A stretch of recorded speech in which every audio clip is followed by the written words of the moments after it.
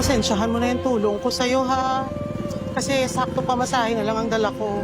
Mag-ingat kayo ng anak mo. Salamat din, miss. Ingat din po kayo. Sir, nahuli namin tumakas sa pila. Walang ticket. Gusto ata makalibre. Pasensya na po, sir. Wala lang po talaga akong perang pumasahe. So anong gusto mong gawin namin sa'yo?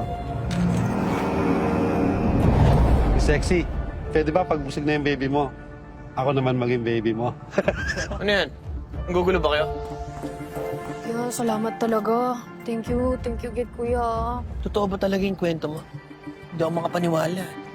Nakakahiya na, pero hulog ka talaga ng langit sa aming mag-ina. Ang bait-bait mo sa akin. Kung gusto mo talaga magpasalamat, baka gusto mo samahan mo na ako sa kwarto.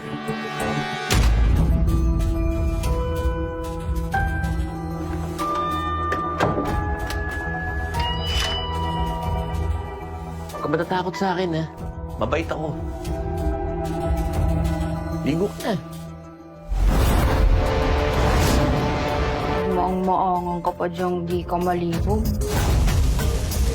Wala naman talaga nagmamahal sa akin eh. Ano ba yan? Arausan niyo lang ako. Marunong ka daw magmasahe. Magmamasahe ka ba? Opo.